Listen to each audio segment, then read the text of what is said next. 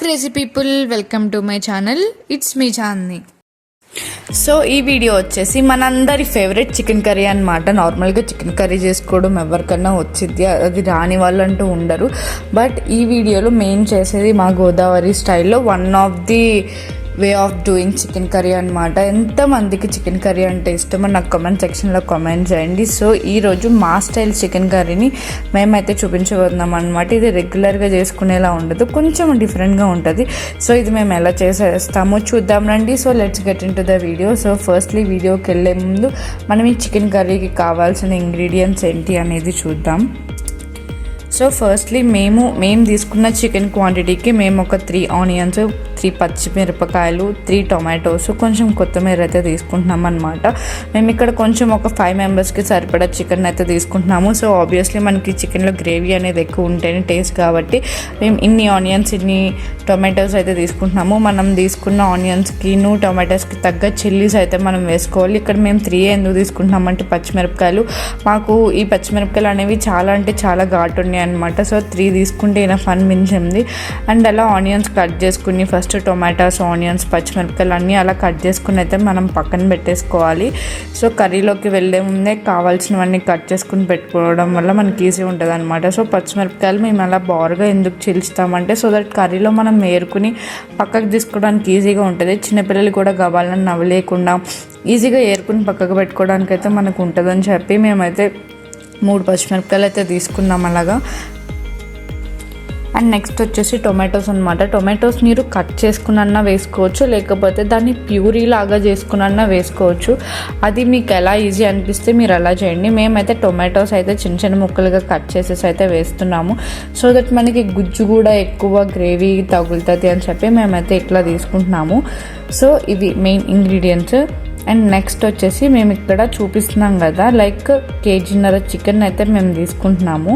అంటే అది just 1 kg ఉంటుంది మ్యాక్సిమం, ఎగ్జాక్ట్ క్వాంటిటీ గుర్తులేదు. సో అది 1 kg ఉంటుంది. ఫస్ట్ నార్మల్ వాటర్తో మనం చికెన్ని 2-3 టైమ్స్ బాగా వాష్ చేసుకోవాలి. సో దట్ అందులో ఉన్న బ్లడ్ కానీ, బ్యాక్టీరియా కానీ, వేస్ట్ కానీ ఇంకేదన్నా ఉంటే అది పోతుంది. ఎందుకంటే చికెన్ షాప్స్లో అందరూ మనంత నీట్గా కట్ చేసుకోరు కదా. సో డిఫరెంట్ హ్యాండ్స్తో డిఫరెంట్ ప్లేస్ మీద కట్ చేస్తారు. సో మన నీట్నెస్ కోసం మనం 2-3 టైమ్స్ వాష్ చేసుకోవాలన్నమాట. సో ఇంకా అలా వాష్ చేసుకున్నాక అందులోకి మనం ఉప్పు అండ్ పసుపు వేసి చికెన్ అయితే వాష్ చేసుకోవాలి.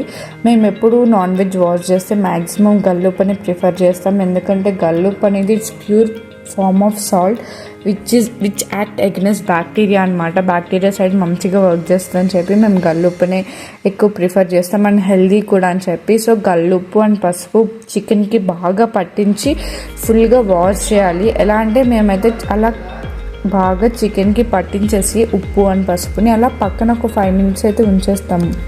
ఎందుకంటే చికెన్లో ఏదైనా బ్యాక్టీరియా ఉన్నా కానీ ఆ పసుపు అండ్ ఉప్పుకి మనకి యాంటీ బ్యాక్టీరియల్ ఫంక్షన్ అయితే ఉంటుంది కదా. సో దానివల్ల ఎటువంటి బ్యాక్టీరియా ఉండదని చెప్పి మేమైతే ఒక 5 minutes అలా చికెన్ అండ్ పసుపు అండ్ ఉప్పు కలిపి అలా పక్కకైతే ఒక 5 minutes పెట్టేసామన్నమాట.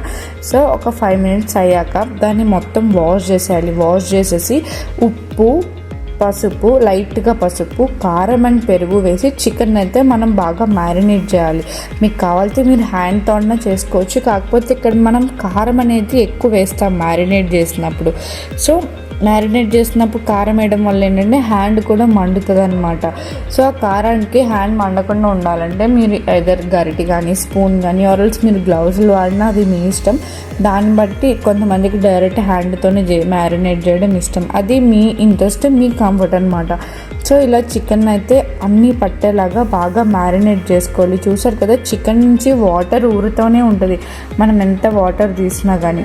సో ఇంకా అలా మేము ఇక్కడ కర్డ్ కూడా వేసుకున్నాం. కర్డ్ అనేది మరీ ఎక్కువ వేసేది, టొమాటోస్ అండ్ కర్డ్ కలిపి తీపి వచ్చేసింది కర్రీ. సో కర్డ్ అనేది తగినంత వేయండి.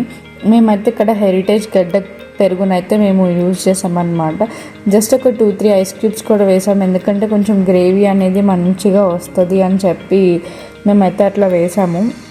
ఐస్ గడ్స్ కూడా వేసాక మనం బాగా మిక్స్ చేసుకోవాలన్నమాట. ఐస్ గడ్డలు అనేది ఆప్షన్ అండి, మీకు నచ్చితే వేసుకోండి లేకపోతే లేదు. మేము జస్ట్ మ్యారినేషన్ బాగా జరుగుతుంది, ఫ్రిడ్జ్లో పెట్టుకునే పని లేకుండా ఆ కూలింగ్ వల్ల మ్యారినేట్ అనేది బాగా అవుతుంది అని చెప్పి అక్కడ మాకు ఫ్రిడ్జ్లో పెట్టేంత టైం లేదని చెప్పి మేమైతే ఐస్ గడ్డ వేసేసాము. ఇక్కడ నేను చూపిస్తున్నట్టుగా నేను హెరిటేజ్ గడ్డ పెరుగుని అయితే తీసుకుంటున్నాను. సో హెరిటేజ్ గడ్డ పెరుగు అయితే మేము ఇక్కడ వేసేసి మ్యారినేషన్ అయితే చేసేస్తున్నాం అనమాట. మనకైతే అట్ లాస్ట్ గ్రేవీతో మ్యారినేట్ అయ్యాక ఇలా అయితే వచ్చింది. సో అండ్ నెక్స్ట్ వచ్చేసి ఏం చేయాలంటే ఆయిల్ తీసుకోవాలి. ఆయిల్ మంచిగా హీట్ అవ్వాలి, పొగలు వచ్చేలాగా హీట్ అయినప్పుడు మనం ఈ చికెన్ అనేది ఆయిల్లో ఫ్రై చేయాలి. లైక్ మనం చికెన్ పకోడీకి ఫ్రై చేసుకుంటాం కదా, అస్సలు అలా మాత్రం ఫ్రై చేయకూడదు. జస్ట్ ముక్క లైట్గా ఉడకాలి, లైట్ గోల్డెన్ బ్రౌన్ వస్తే చాలు. మనం చికెన్ పకోడీకి ఏంటి డార్క్గా రెడ్గా వచ్చేలాగా డీప్ ఫ్రై చేస్తాం కదా, దీనికి అలా కాదు, జస్ట్ పైన గోల్డెన్ బ్రౌన్ వచ్చే వరకు ఫ్రై చేసుకుంటే సరిపోతుంది. ఎక్కువ డీప్ ఫ్రై అయితే మనకేం అవసరం లేదనమాట. మీకు కావాలితే హ్యాండ్తో వేసుకోండి, హ్యాండ్తో భయమనుకుంటే స్పూన్తో వేసుకోండి. మరీ ఎక్కువ ఆయిల్ ఏమి పాన్ నిండా ఆయిల్ అయితే అవసరం లేదు. జస్ట్ డీప్ ఫ్రైకి సరిపడా ఆయిల్ తీసుకుని బాగా హీట్ చేసుకుని అయితే కలుపుకుంటే మనకు సరిపోతుంది అనమాట. ముక్కల్ని అటు ఇటు తిప్పుతూ మనమైతే ఫ్రై చేసుకోవాలి. సో అన్ని ముక్కలు ఒకసారి వేసేస్తే ముక్క సరిగ్గా ఫ్రై అవ్వదు. సో అందుకని కొంచెం కొంచెం క్వాంటిటీగా కొంచెం వేసుకుని కొంచెంగా పక్కన ఒక టిష్యూ ఉన్న పేపర్ ప్లేట్లోకి అయితే మనం షిఫ్ట్ చేసుకోవాలన్నమాట. చూపిస్తున్నాం కదా, జస్ట్ అలా కలర్ చేంజ్ అయ్యే వరకు జస్ట్ ముక్క అలా గుచ్చితే మెత్తగా లైట్గా కొంచెం మెత్తగా దిగితే చాలు. సో ఆ స్టేజ్ వచ్చే వరకు అయితే మనం ముక్కని ఫ్రై చేసుకుంటే మనకి ముక్క అనేది ఈజీగా ఫ్రై అవుతుంది. చెప్పాను కదా, ఎక్కువ ఆయిల్ అయితే తీసుకోకండి, అట్ లాస్ట్ మనకి వేస్ట్ అయిపోయింది. సో ఇంకా అలా ఇక్కడైతే మేము స్పూన్తో వేస్తున్నాము, జస్ట్ మీకు చూపించడానికి ఇక్కడ స్పూన్తో వేస్తున్నాం అనమాట. లైక్ చేతితో పడితే ఆయిల్ మీద పడుతుంది అన్న భయం ఉన్న వాళ్ళు స్పూన్తో కూడా మీరు వేసుకోవచ్చు, మనకి ఎటువంటి ప్రాబ్లం అయితే లేదు.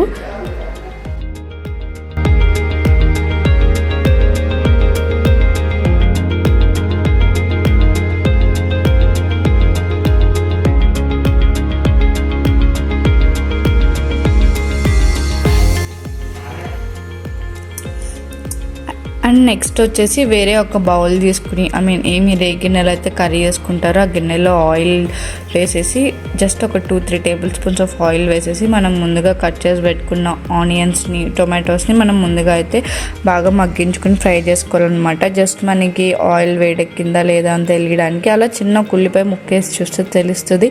ఆ ఉల్లిపాయ ముక్క వేగింది అనుకుంటే మనం వేగితే మనకి తెలుస్తుంది లైక్ ఆయిల్ అనేది ఫ్రై అయిందని. అలా ఉల్లిపాయ వేసాక అలా ఆయిల్తో మసిలిపోవాలి. సో ఇక మనం ముందుగా కోసి పెట్టుకున్న ఉల్లిపాయలు అండ్ పచ్చిమిరపకాయలు వేసేసి వాటిని అయితే మంచిగా డీప్ ఫ్రై లాగా అయితే చేయాలన్నమాట. మరి గోల్డెన్ బ్రౌన్ వచ్చే వరకు ఫ్రై కాదండి, జస్ట్ అవి ఇలా గుచ్చితే మెత్తగా దిగేలాగా జస్ట్ అలా స్పాంజ్ లాగా వస్తే మనకి చాలు.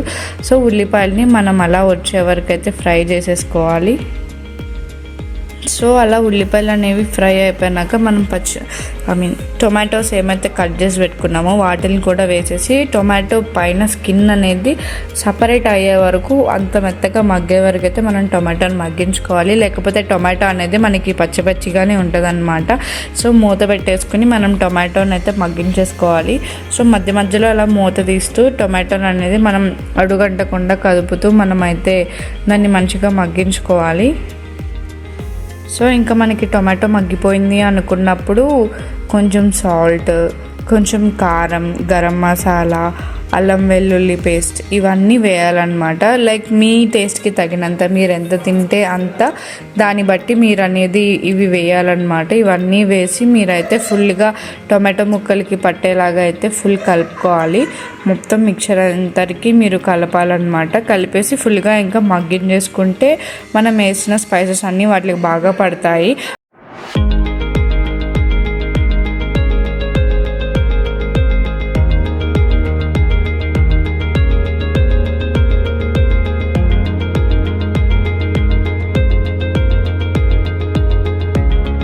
అండ్ ఇవి మనకి చికెన్ మ్యారినేట్ చేశాక చికెన్లో నుంచి వచ్చిన వాటర్ అన్నమాట. సో వాటర్ని వేస్ట్ చేయకుండా సేమ్ అదే వాటర్ తీసుకెళ్ళి మన టొమాటో మిక్చర్ ఉంది కదా అందులో వేసేస్తే చాలా టేస్ట్ వస్తుంది. మన చాలామంది వాటర్ అనేది పారబోసేస్తారు వేస్ట్ అనుకుని, కానీ ఆ వాటర్ వేయడం వల్ల మనకి ఎక్స్ట్రా టేస్ట్ అనేది యాడ్ అవుతూ ఉంటుంది. మనకు ఒక పక్కన చికెన్ ఫ్రై అవుతుంది, ఇంకో పక్కన మనం గ్రేవీ అనేది ప్రిపేర్ చేసుకుంటున్నాం ప్యారలల్లీ. సో ఆ వాటర్ని కొంచెం బాగా మరిగించేశాక, ఆ వాటర్ బాగా మరిగాక మనం ఫ్రై చేసుకున్న చికెన్ ఉంటుంది కదా ఆయిల్లో ఫ్రై చేసుకుని, మీరు ఆయిల్లో అయినా ఫ్రై చేసుకోవచ్చు, దాన్ని నెయ్యిలో అయినా ఫ్రై చేసుకోవచ్చు, అది మీ చాయిస్ అనమాట. మేము ఇక్కడైతే ఆయిల్లో ఫ్రై చేసుకుంటున్నాము. ఆ వాటర్ అనేవి బాగా మరిగాక మనం ముందుగా ఫ్రై చేసి పెట్టుకున్న చికెన్ అయితే వేసేయాలి. ఆ చికెన్ పీసెస్ ఎన్ని పీసులు అయితే ఫ్రై చేసుకున్నామో ఆ పీసెస్ అన్నీ మనమైతే వేసేయాలి. అందులో మనం టిష్యూ పేపర్లో తీసుకుంటున్నాం ఎందుకంటే ఉన్న ఆయిల్ మొత్తం లాగుతుంది అని చెప్పి.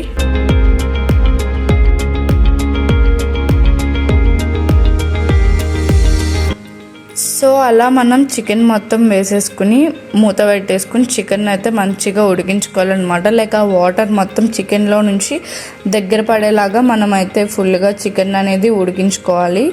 సో ఇలా ముక్కని మనం ఇలా మధ్యలోకి గుచ్చితే మెత్తగా దిగాలి ముక్క అనేది. అంత దగ్గర వచ్చే వరకు మనం ముక్కనైతే ఉడికించుకోవాలి. అంటే మనం ఆయిల్లో సగం ఫ్రై చేస్తాం, సగం ముక్క ఇక్కడే ఉడికింది. సో మనం వేసుకున్న వాటర్కి ఆ చికెన్కి ఆ వాటర్ అయితే మనకి ఈజీగా సరిపోతుంది అనమాట. ఎందుకంటే మనం ఆల్రెడీ ముక్క సగం ఉడికింది, సో రిమైనింగ్ సగం వేసిన వాటర్లో ఉడికిపోతుంది అనమాట. సో ఆయిల్ కూడా ఎందుకు వేస్ట్ చేసుకోవడం అనుకుంటే మనం చికెన్లో వేసేసుకోవచ్చు, దట్ నాట్ ఏ ప్రాబ్లం అనమాట. సో ఇంకా అలా చికెన్ మొత్తం అందులో వేసేసుకుని మనం మంచిగా ఉడికించుకొని మనకు కావాల్సిన స్పైసెస్ మన టేస్ట్కి తగ్గట్టు మనం వేసుకుని చికెన్ని మగ్గించుకుంటే చాలా అంటే చాలా బాగా టేస్ట్ వస్తుంది. ఈ చికెన్ని మీరు ఒకసారి ఇంట్లో ట్రై చేసి ఎలా వచ్చింది అనేది నాకు కామెంట్ సెక్షన్లో కూడా కామెంట్ చేయండి.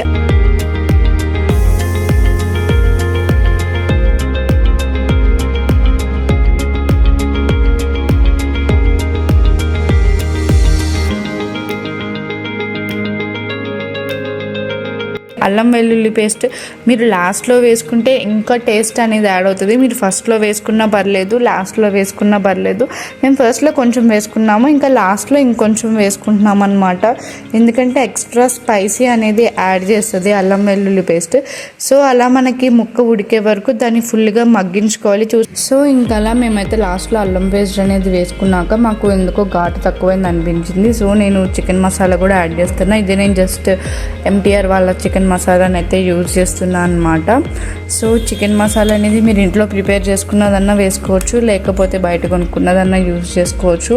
అది మీ టేస్ట్, మీ ఘాటుకి తగ్గట్టు మీరైతే యూజ్ చేసుకోండి. మరీ ఎక్కువ వేసేసుకుంటే స్పైసెస్ అన్నీ ఒకసారి ఎక్కువ వేసేసుకుంటే మనకి ఘాటు ఎక్కువైపోయి కూర టేస్ట్ తెలియదు అనమాట, తినలేకపోతాము. సో మీ స్పైస్కి తగినంత అందుకే చెప్తామండి, తగినంత కారాన్ని తగినంత ఉప్పుని మీరు యాడ్ చేసుకుని టేస్ట్ చూసుకుంటూ ఉండండి.